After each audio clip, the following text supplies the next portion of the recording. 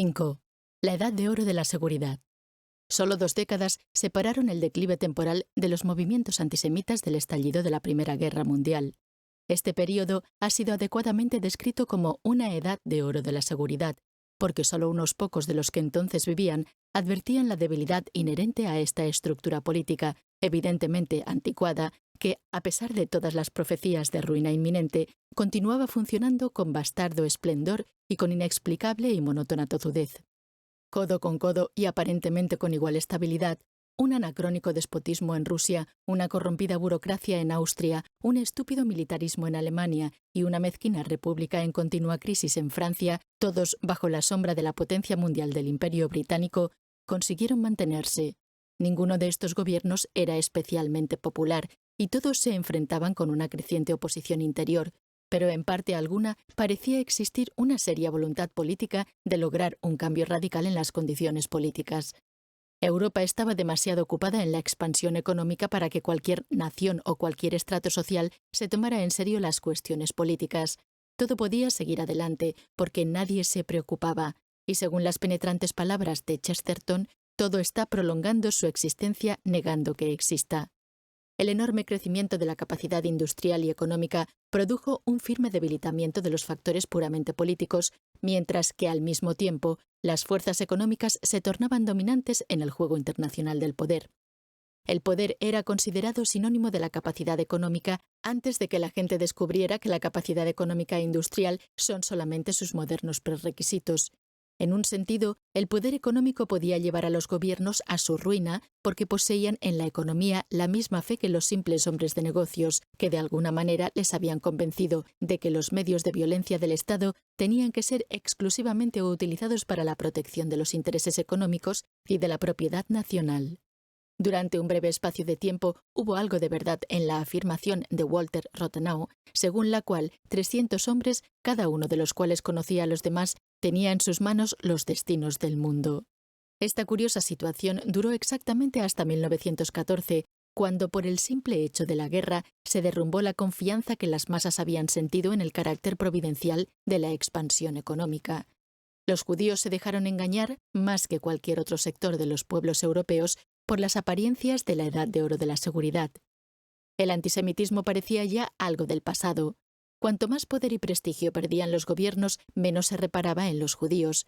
Mientras que el Estado desempeñaba un papel representativo más reducido y vacío, la representación política tendía a convertirse en una especie de interpretación teatral de diferente calidad hasta que en Austria se convirtió en foco de la vida nacional del teatro, una institución cuya significación pública era ciertamente mayor que la del Parlamento. La calidad teatral del mundo político se había tornado tan patente que el teatro podía aparecer como el reinado de la realidad. La creciente influencia de las grandes empresas en el Estado y la necesidad cada vez menor que el Estado experimentaba de los servicios judíos amenazaron al banquero judío con su desaparición y determinaron ciertos cambios en las ocupaciones judías. El primer signo de declive de las casas de banca judías fue su pérdida de prestigio y de poder dentro de las comunidades judías. Ya no eran suficientemente fuertes para centralizar y, hasta cierto grado, monopolizar la riqueza general judía. Cada vez eran más los judíos que abandonaban las finanzas estatales por los negocios independientes.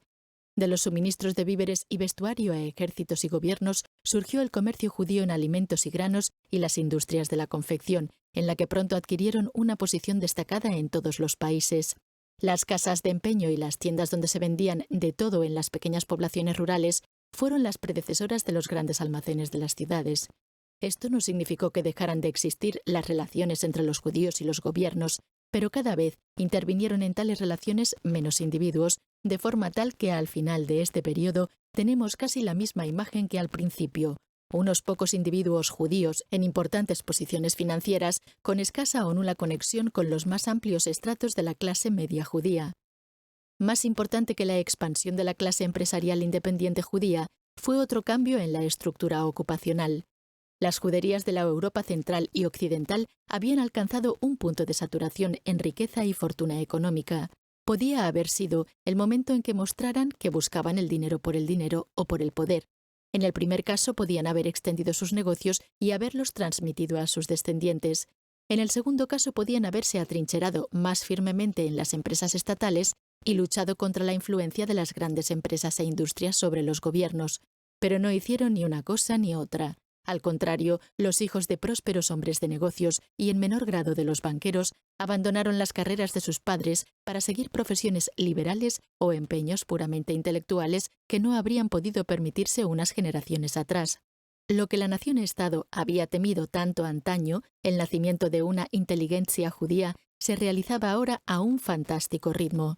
La afluencia de hijos de prósperos padres judíos hacia profesiones cultas fue especialmente notable en Alemania y en Austria, donde una gran proporción de instituciones culturales, como periódicos, editoriales, la música y el teatro, se convirtieron en empresas judías.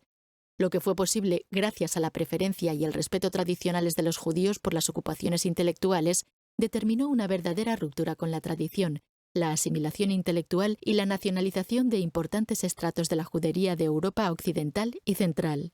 Políticamente, significó la emancipación de los judíos de la protección del Estado, una creciente conciencia de su destino común con sus conciudadanos y un considerable debilitamiento de los lazos que habían hecho de los judíos un elemento intereuropeo. Socialmente, los intelectuales judíos fueron los primeros que, como grupo, necesitaron y buscaron la admisión en la sociedad no judía. La discriminación social, la escasa importancia para sus padres que no se habían preocupado de relacionarse socialmente con los gentiles, se convirtió para ellos en un problema decisivo. En su búsqueda de un camino hacia la sociedad, este grupo se vio forzado a aceptar normas sociales de conducta impuestas por individuos judíos que durante el siglo XIX habían sido admitidos en la sociedad como excepciones a la norma discriminatoria. Rápidamente descubrieron la fuerza que abriría todas las puertas, el radiante poder de la fama, Stefan Zweig, que había tornado irresistible un siglo de idolatría al genio. Lo que distinguía la búsqueda judía de la fama de la idolatría general por la fama en aquel tiempo era que los judíos no estaban primariamente interesados ellos mismos en esa fama. Vivir en el áurea de la fama era más importante que llegar a ser famoso. Así se convirtieron en relevantes inspectores, críticos, coleccionistas y organizadores de lo que era famoso. El poder radiante era una verdadera fuerza social mediante la cual los socialmente sin hogar fueron capaces de fundar uno. En otras palabras, los intelectuales judíos trataron, hasta cierto punto con éxito, de convertirse en el nexo de unión vivo entre los individuos famosos en una sociedad de los célebres, una sociedad internacional por definición, puesto que los logros espirituales rebasaban las fronteras nacionales.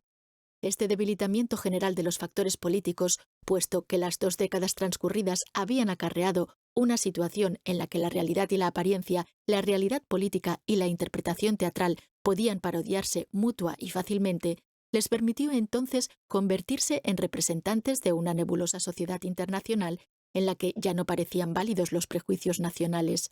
Y bastante paradójicamente, esa sociedad internacional parecía ser la única en reconocer la nacionalización y la asimilación de sus miembros judíos.